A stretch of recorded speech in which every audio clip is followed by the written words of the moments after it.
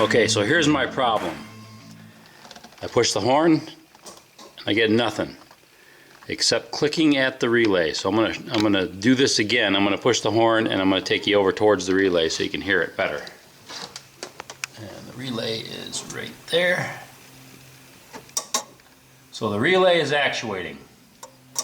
So either I've got a bad relay or I've got a bad horn. So we're gonna test the horn, and then we'll make a decision at that point. So let's see what the old service manual has to say. Horn check. Alright. So, disconnect the electrical plug, green wire at the horn, and run a jumper. Check the horn, make sure that works. Okay. If that works, then it's either the horn actuator. I don't think that's what it is because it is clicking at the relay. So it's either a bad horn or a bad relay, and that's what we'll work on. This is what the relay looks like. It hooks to the, or bolts up to the wheel well. There's 3 positive sides coming into this main terminal here, and then there's 2 plugs that go into the bottom of the relay. One's a ground and one goes to the horn.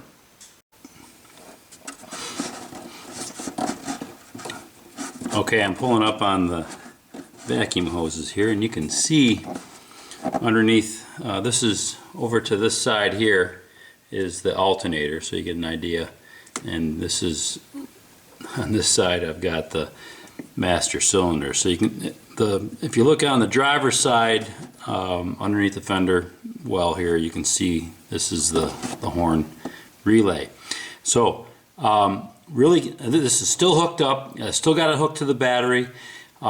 This post here, and I shouldn't even be pointing at it with a metal screwdriver, but that post is energized. It's always hot, so don't touch it. Now, on this side, I've got this green wire here. That is the wire for the horn, and just to the other side of it's the black wire, which is the ground. So to test the horn, pull the wire, and I'm going to jump that wire using a just a scrap piece of wire. I got.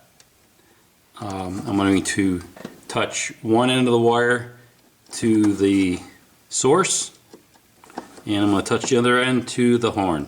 Stick it actually into the plug. So it's in the plug. It's on the horn. Ready? So it's not the horn. The horn works. Okay, so we've done that test. So the problem is we've got clicking in the relay, so the relay is working. Basically there's a short, the relay is clicking, but it's not providing the power from the power source to the horn. So we've got to replace the relay. Okay, safety first. First thing you do is make sure you disconnect the battery, because again, this is a hot connection. Always hot, unfused. You don't want to touch it until the battery is disconnected. Alright, to get that off, you're going to need a 7/16 inch socket, and you just remove it.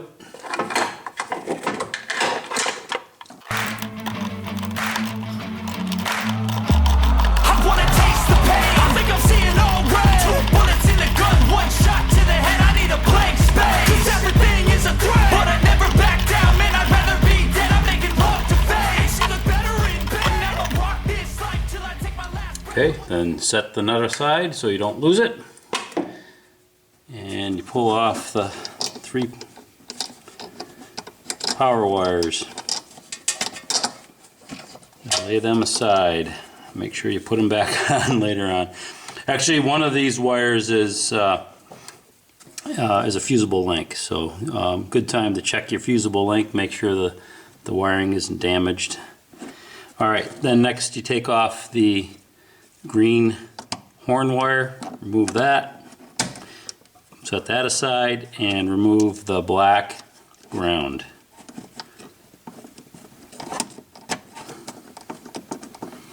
That's always fun. There it goes. Okay, now there are 2 screws kind of hard to see, but they're up underneath in here.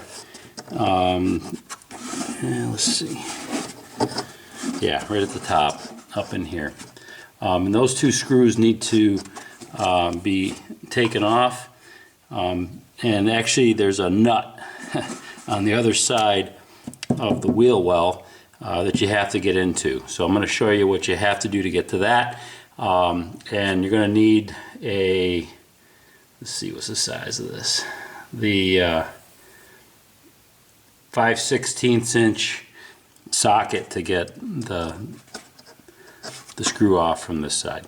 Okay, on the underside of the wheel well, you can see the two screws right here in the zoom in on them. Okay, those are two nuts, and around them is a basically a rubber gasket. The screw goes through a tube and a rubber gasket on the other side, and that basically is to help keep water away from the relay. In order to get this off, you have to somehow be able to grab through the rubber onto the nut. I'm going to use a vice grip to do that. And also, in order to be able to get up there, you actually need to turn your wheel in the wheel well and jack up the frame, or the car on the frame, so that you have enough access, arm room, hand room to get up inside that wheel well.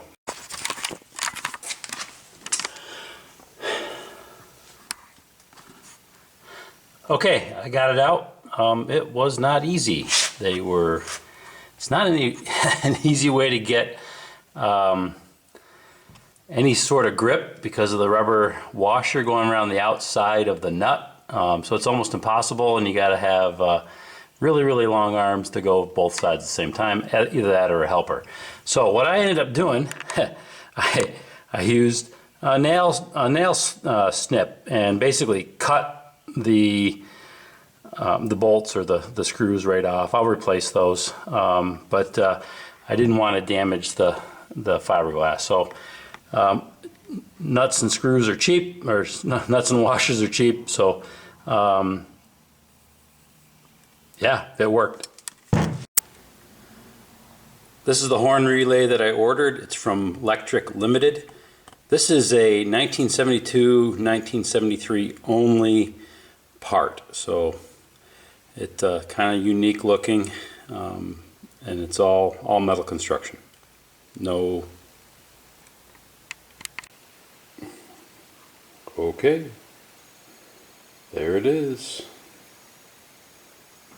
all installed.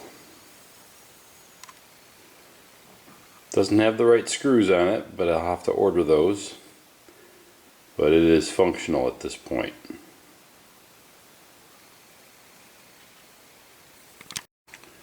Okay, here's the final test. Awesome. And just in case any of you think that that is a really sick sounding horn, it is. The 72 Corvettes only came with a single tone horn, so one horn only.